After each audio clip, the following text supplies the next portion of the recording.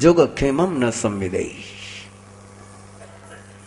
क्या समझ करके, क्या सोच कर करके, किस कारण से व्यक्ति स्वयं की सुरक्षा और समृद्धि के तरफ लक्ष्य नहीं दे रहा है। जो मिला है उसकी सुरक्षा करनी चाहिए, जो नहीं मिला है उसके प्राप्ति के लिए प्रयास करना चाहिए। इसको योग और क्षेम कहते हैं। मनुष्य जन्म मिला है, मानवता की सुरक्षा होनी चाहिए। जन्म से जैन धर्म मिला है, जैन संस्कार मिले, उसकी सुरक्षा होनी चाहिए।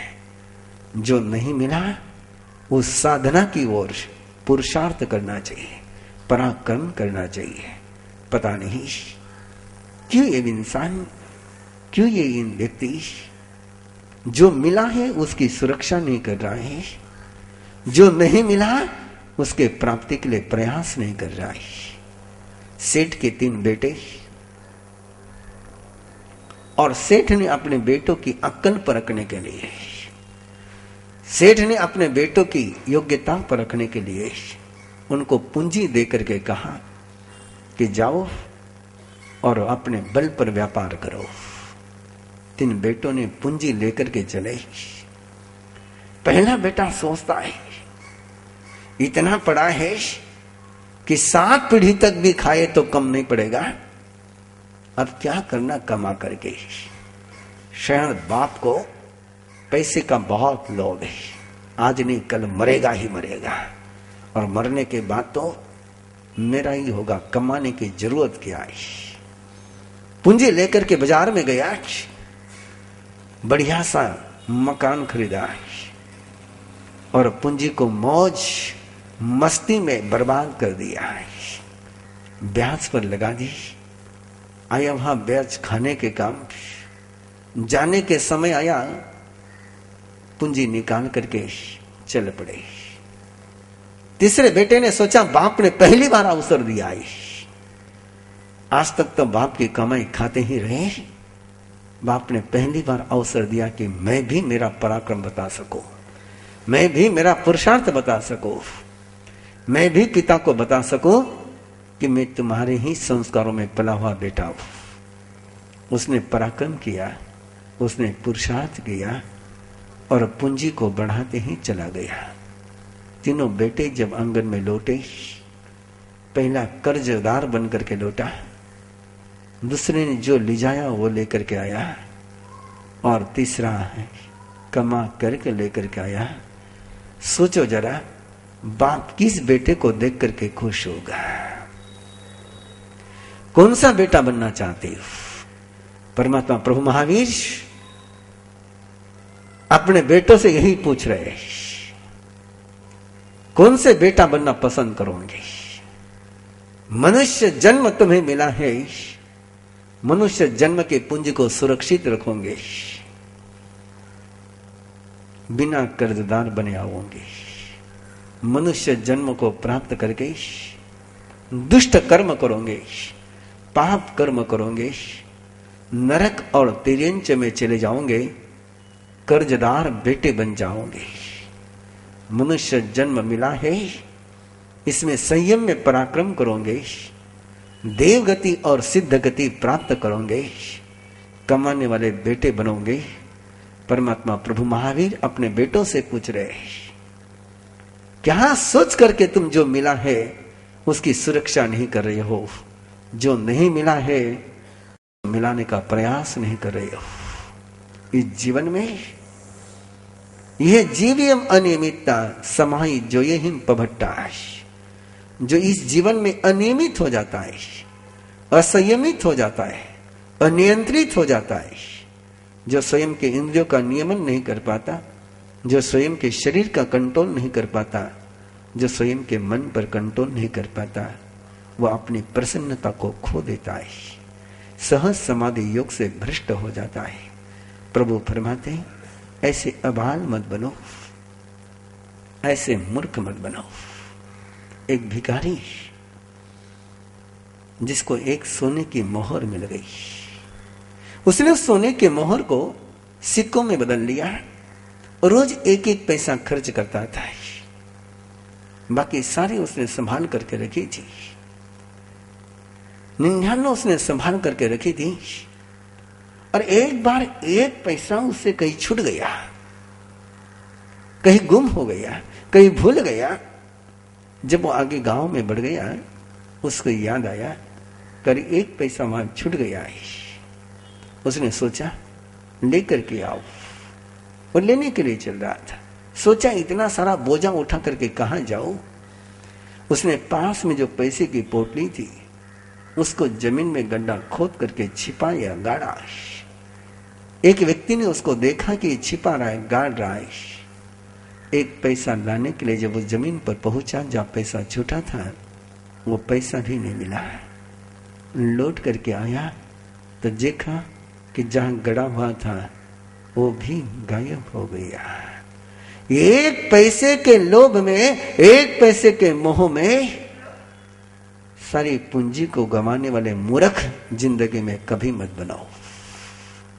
ऐसे नादान जिंदगी में कभी मत बनो। प्रभु महावीर 7वें अध्याय में 5 कथाओं के माध्यम से सीख दे रहे। न बकरे बनो, बिना योग्यता की सुविधा कभी मत लो। ध्यान में रखना, जो भी तुम्हें वीआईपी सर्विस देता है उससे संभल करके रहना है। वो वीआईपी सर्विस के बदले में वीआईपी सर्विस जरूर मांगेगा, वो छोड़ेगा नहीं। इस दुनिया में कोई ऐसी इन्वेस्टमेंट नहीं करता कि जहां से रिटर्न होने की संभावना ना हो। यदि तुम्हें कोई कुछ दे रहा है तो लेने के लिए दे रहा है। बिना लेने की भावना से देने वाले कोई होते हैं तो वह केवल पंच परमेष्टि होती है। और तो संसार के सारे लोग कौड़ी देकर के महल को वसूल करते, घास देकर के जिंदगी का मोल मांगते।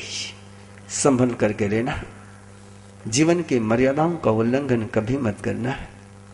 एक कौड़ी के लिए सारी पूंजी कभी मत कमाना। कभी कर्जदार बन करके मत जीना। जो मिला है उसको संभालो, जो नहीं मिला है उसको प्राप्त करो। आओ 8वें अध्याय की ओर कदम बढ़ाने के जाने। एक ऐसा अध्याय जिस अध्याय का मंगल गान करने के पहले ही ये अध्याय ऐसे तो बहुत बहुत प्रयोग है, बहुत प्रयोग है।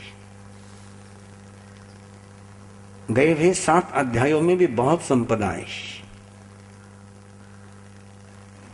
आने वाले 29 अध्यायों में भी बहुत संपदा है, बहुत गजब की संपदा है। मत सोचना कि ये केवल कथा है, मत सोचना कि केवल अर्धमागधी के शब्द है, मत सोचना कि केवल ये तत्व ज्ञान है। बंधुओं, ये तत्व ज्ञान भी है, ये उपदेश भी है, लेकिन उपदेश और तत्व ज्ञान से बढ़कर के ये परमात्मा प्रभु महावीर के अचिंत्य वरदान है।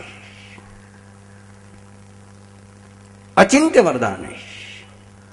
तत्व पर चिंतन हो सकता है, उपदेश को समझा जा सकता है, लेकिन अचिंत्य वरदान पर न चिंतन हो सकता है न समझा जा सकता है। अचिंत्य कहते ही उसको है जिसका चिंतन नहीं किया जा सकता है। ऐसे अनूठे वरदान है, बड़े अद्भुत वरदान है। ये 8वां अध्याय इस 36 अध्याय की एक एक गाथा अचिंत्य है। 8वें अध्याय का प्रयोग, 8वें अध्याय का उपयोग बहुत लोग करते हैं, बहुत सुंदर रीति से करते हैं और सुंदर परिणाम को उपलब्ध होते हैं। घर में चोरियां होती हैं, दुकान में चोरी होती है, कौन चोरी करता पता नहीं चलता है। ये 8वां अध्याय चोरों को साहूकार बनाने वाला अध्याय, लुटेरों को समर्पित कराने वाला अध्याय, जिस आंगन में इस अध्याय का पाठ नित्य प्रति होता है, कपिल को नमन करते हुए ये कपिल का अध्याय, ऐसे कपिल का अध्याय है, ऐसे मुनिवर का अध्याय है, बहुत अद्भुत है बंधुओं। 500 साथी साधना कर रहे हैं, 500 का ग्रुप साधना कर रहा है, एक साथ साधना कर रहा है, बड़े मस्ती से साधना चल रही, बहुत भक्ति से साधना चल रही है। और एक बार साधना करते करते परस्पर में संवाद चली, बातचीत चली, और किसी ने प्रस्ताव रखा, लगता नहीं जन्म में हमारी साधना सिद्ध होगी, लेकिन एक बात पक्की है, कभी ना कभी हमारी साधना सिद्ध जरूर होगी। और हम सब इस भव में जुड़े हुए हैं, पता नहीं अगले भव में जुड़े रहेंगे कि बिछुड़े हुए रहेंगे। आओ हम परस्पर में एक संकल्प करते हैं, हम परस्पर में एक प्रण करते हैं, परस्पर में एक सौगंध खाते हैं, परस्पर में एक प्रतिज्ञा करते हैं, भविष्य में जब भी किसी को भगवत्ता की उपलब्धि होगी, वो हम सभी को आकर के भगवत्ता से उपलब्ध कराएगा। प्रतिज्ञा को समझ लो। 500 साथी एक साथ साधना कर रहे हैं, और 500 साथी साधना करते करते संवाद के दौरान एक दिन चिंतन करते हैं कि इस भाव में साधना सिद्ध होने की संभावना नजर नहीं आती, लेकिन भविष्य में कभी न कभी साधना सिद्ध जरूर होगी।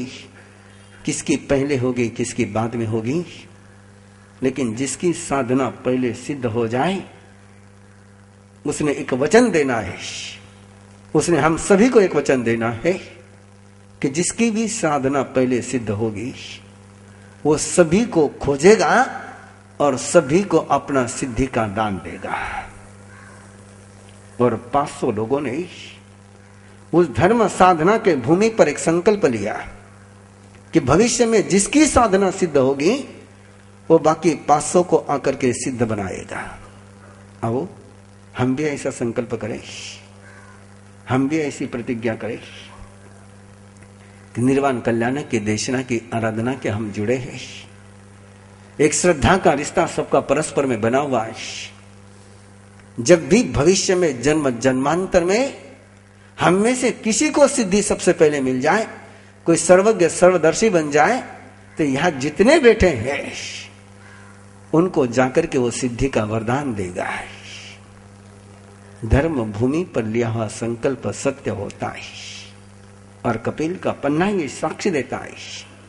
ये अध्याय, इस अध्याय का गान करने के लिए इस अध्याय का जन्म ही तब हुआ है कि जब कपिल केवली हो गए, सर्वज्ञ हो गए, सर्वदर्शी हो गए, और उन्होंने अपने ज्ञान में देखा मेरे पिछले जन्म के 500 साथी कहां है, जिनके साथ में वचनबद्ध हुआ। और उन्होंने देखा है कि मेरे 500 के 500 साथी श्रावस्ती और राजगृह के बीच में जो भयानक जंगल है, वो जंगल में चोर बन करके रह रहे। 500 चोरों की टोली है। वचन में बंधा हुआ कपिल केवल ज्ञान होने के बाद, सर्वज्ञ सर्वदर्शी बनने के बाद, पिछले जन्म का वचन पूर्ण करने के लिए चल पड़ता है। और जैसे उस जंगल से गुजरता है, चोरों के सरदार उनको पकड़ लेते हैं और कहते हैं इस श्रमण के पास तो क्या होगा, इस साधु के पास तो क्या होगा। लेकिन वो साधु को निवेदन करते हैं कि तुम हमें कुछ गीत सुनाओ, कुछ संगीत सुनाओ। और कपिल गीत गाना शुरू करता है, हाव भाव के साथ गीत गाना शुरू करता है। और जैसे जैसे गीत गाते गए, ये 8वां अध्याय वो गीत है जो कपिल ने गाया है। और जैसे जैसे वो गीत गाते जाता है, कोई पहले चरण में केवली हो गया, कोई दूसरे चरण में केवली हो गया। और जब तक पूरा अध्याय पूरा हो जाता है, 500 की 500 केवली बन जाते। प्रतिबुद्ध हो जाते हैं, साधना के मार्ग पर सिद्धि का वरदान देते हैं। ऐसा अनूठा अध्याय, बड़ा पावन अध्याय, बहुत पवित्र अध्याय है। बिल्कुल भी मत सोचना कि केवल एक अध्याय पावन है। इस उत्तराधीन की एक एक गाथा मंगल है, बहुत कल्याणकारी है, इस लोक और परलोक का सुख देने वाली है। कपिल, ब्राह्मण का बेटा कपिल, कौशंबी नगरी में रहने वाला कपिल, छोटा सा बच्चा कपिल, घर के सामने से राजपुरोहित की सवारी जा रही थी हाथी पर, और हाथी की उस सवारी को देख करके कपिल की मां रोने लग गई। मां को रोते हुए देख करके बेटा पसीज गया। मां के आंखों में आंसू बेटे को बर्दाश्त नहीं, और बेटे ने जाकर के मां को पूछा कि मां तू क्यों रो रही है? और मां ने बेटे से कहा कि बेटा तेरे पिता की याद आ गई। बोले क्यों मां? बोले सामने हाथी की सवारी पर कभी तेरे पिता जाया करते थे, और वो जिंदा होते तो तुझे भी इतना सक्षम बनाते कि तेरी भी ऐसी सवारी निकलती। बेटा वही जिसको मां की आंखों पसीज दे, जिस बेटे को मां के आंसू भिगा न करे, गिल्ला न करे, वो बेटा नहीं। और बेटे ने मां के चरणों को हाथ लगा करके कहा कि मां तू रो मत, मैं भी इतना समर्थ बनूंगा, मैं भी इतना सक्षम बनूंगा कि तेरा सपना पूरा होगा। हाथी के होदे पर मेरी भी सवारी निकलेगी। मां ने कहा बेटा तुझे यहां कौन पढ़ाएगा, तू यहां से श्रावस्ती चला जा, वहां तेरे पिता के मित्र इंद्रदत्त है, वे तुझे पढ़ाएंगे। और बेटा चल पड़ा है, मां के अरमान को पूरा करने के लिए बेटा चल पड़ा है। श्रावस्ती इंद्रदत्त के पास पहुंचा। अनजाने अपरिचित युवक को देख करके इंद्रदत्त ने पूछा, और जब जाना कि मेरे दोस्त का मित्र है, इंद्रदत्त ने कहा मैं तुझे पढ़ा तो दूंगा लेकिन खिला नहीं सकता, खिलाने की व्यवस्था तेरी और कहीं करनी होगी। और श्रावस्ती नगरी के धनाढ्य शालीभद्र के घर पर उनकी भोजन की व्यवस्था हो गई। शालीभद्र ने एक दासी को नियुक्त कर दिया कि जो कपिल की सेवा करे, कपिल की सारी सुविधा का ध्यान रखे, मक्खन और आंख पास में आ जाए, लाख और आंख पास में आ जाए, बहुत खतरा है। और वही हुआ, दासी के मोह में, दासी के प्यार में कपिल फंस गया। चला था मां के अरमान पूरे करने, चला था मां के अरमान पूरे करने, और दासी के अरमान पूरे करने में जुड़ गया। पथभ्रष्ट हो जाता जब व्यक्ति, लक्ष्य जब उसके नजर से ओझल हो जाता व्यक्ति, तो मां भूल जाती है और दासी याद आती है। उत्सव आ रहा था और दासी ने कहा सारी सहेलियों के पास आभूषण होंगे और मेरे पास आभूषण नहीं होंगे, कोई अच्छा नहीं लगता है, तुम भी कुछ करो। क्या कर सकता हूं, मैं तो यहां रोटी खा करके जी रहा हूं। बोले गांव में एक सेठ है, धन है, जो सबसे पहले उसको बधाई देता है उसको 2 मासा सोना देता है। तुम सबसे पहले पहुंचो और बधाई दो तो तुम्हें 2 मासा सोना मिल जाएगा और मेरा उत्सव पूरा हो जाएगा। नारी के इशारों पर नाचने वाले कुछ भी कर सकते हैं, कुछ भी कर सकते हैं। जिंदगी में नाचना हो तो गुरु के इशारे पर नाचो, भगवान के इशारे पर नाचो, सिद्धि मिलेगी। अपनी कामना के इशारों पर जो नाचोगे तो न कामना मिलेगी, न कांति मिलेगी, न कांत मिलेगा, मिलेगा तो केवल बंदी ग्रह मिलेगा। और कपिल काला काले समुठाई विलुम्बे सहसाकारे विनिट चित्ते। आचारण सूत्र में प्रभु फरमाते, जो लुब्ध हो जाता है, जो मुग्ध हो जाता है, उसको न समय का भान रहता है, न बेसमय का बोध रहता है। मेरे पहले कोई न पहुंच जाए, मेरे पहले कोई न पहुंच जाए, मेरे पहले कोई न पहुंच जाए। इसलिए कपिल आधी रात को ही चल पड़ा है, आधी रात को ही चल पड़ा है। और आधी रात को जब वो चलने लगा तो रक्षकों ने उसको पकड़ा, कोतवालों ने पकड़ा, चोर समझ करके जेल में बंद कर दिया। सुबह प्रसन्नचित्त राजा के सामने हाजिर किया। रात भर कपिल सोचता ही रह गया, चला था किस लिए, कर क्या रहा। मां की सपनों को पूरा करने के लिए चला था, दासी के कामना में उलझ गया, जो जेल में पहुंच गया, पता नहीं और क्या होगा। जैसे राजा ने पूछा, पीड़ित मन, दग्ध मन, संतप्त मन से कपिल ने सारी असलियत बता दी।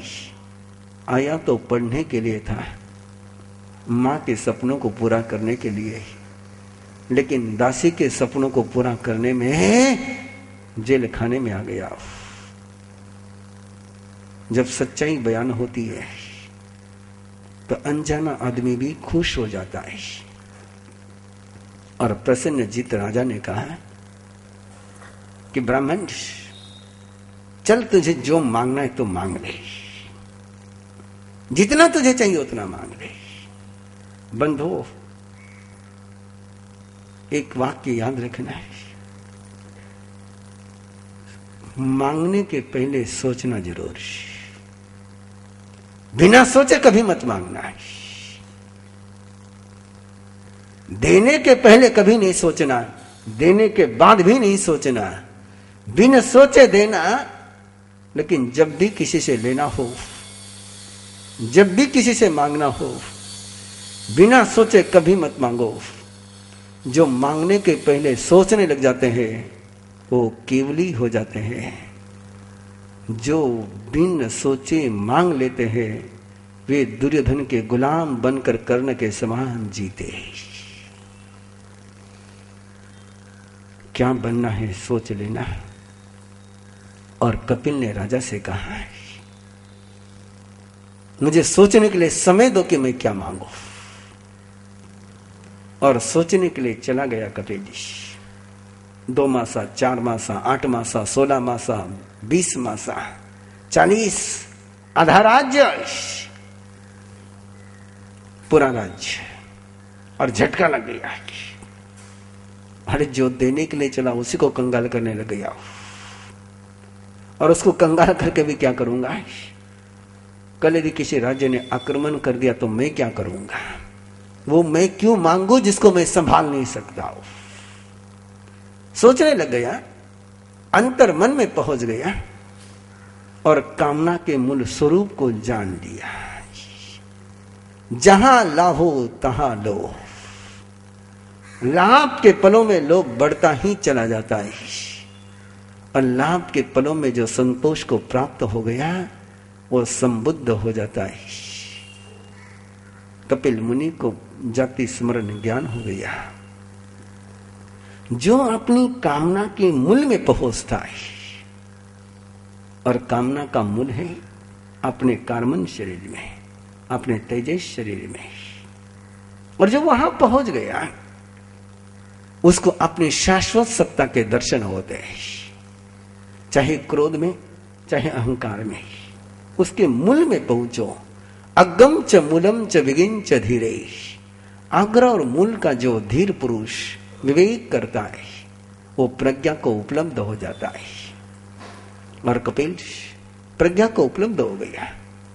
भिखारी बनकर के आया था, कैदी बनकर के आया था, चोर बनकर के आया था, लेकिन साहूकार बनकर के उद्यान से राजा के पास पहुंचा। न याचक था, न चोर था, न कैदी था। राजा ने पूछा क्या मांगता है? बोले आप कुछ नहीं चाहिए, दुख पूरे ये में आया, ये मेरी आत्मा को तुम भर नहीं सकते हो, ये संसार भर नहीं सकता है, कोई भी मेरी आत्मा को परिपूर्ण नहीं कर सकता है कि मेरी साधना के अलावा, मेरे संयम के अलावा, मेरे सिद्धि के अलावा इस चेतना को संसार पूर्ण नहीं कर सकता है। आप तो मुझे कामना जहां से जन्मती है, जहां से भिखारी जन्मता है, उसी को समाप्त करना है। मुझे स्वामी बनना है। अब मैं याचक नहीं, अब मैं दाता बन करके जीऊंगा। अब मैं ग्राहक नहीं, देने वाला बन करके जीऊंगा। और कपिल वहां से चलता है, 6 महीने में साधना पूरी करता है। और उस कपिल का उपदेश, जिससे चोर साहूकार बन गए, चोर केवली बन गए, अब वो ऐसी ही आस्था के साथ, ऐसे मंगल भावों के साथ हम भी इसका गान करें, हम भी इसका गान करें कि जैसे कपिल का अध्याय सुनते हुए वे चोर साहूकार बन गए, वैसे हम भी प्रतिबद्ध हो जाएं इस आस्था के साथ। अधुवे संयमे संसार में दुख पौराये, किम नाम हो जतम कमयम, जेनाहम दुर्गयीं न गच्छे जा। अधुवे संयमे संसार में दुख पौराये, किम नाम हो जतम कमयम, जेनाहम दुर्गयीं न गच्छे जा। एक सवाल, एक सिद्धांत, एक जिज्ञासा निरंतर अपने अंतर्मन में जागृत रखो। ये अस्थिर, नश्वर, दुख बहुल संसार में ऐसा कौन सा कर्म है कि जिसके करने के कारण से मुझे दुर्गति नहीं मिलेगी? स्वयं के अंतर्मन में एक ही प्रश्न गुंजित करते रहो, पूछते रहो निरंतर स्वयं को कि नश्वर दुख बहुल संसार में ऐसी कौन सी क्रिया है, ऐसा कौन सा मार्ग है कि मैं दुर्गति को प्राप्त न हो।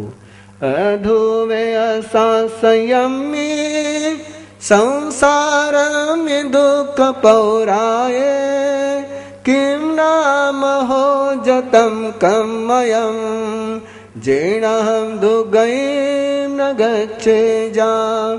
विजही तुपुव संजोयम, न स्नेहम कहिं च कुवे जा। स्नेह स्नेह करे हिं, दोष पवोस ही मुच्चये भिक्खु। तो नारदंसन समगो, हियनिस्से साय सौ जीवानम। ते विमोकरठाये, भासै मुनिवरो विगय मोहो। सौवं गंथम कलहं च, विपजहे तहा वियंभिक। सौवेषु काम जायेषु, पासमानो न निपैतायि। भोगामिष दोष विसन्ने, हियनिश्चेयस बुद्धिवोच्छते। बालेय मंदिये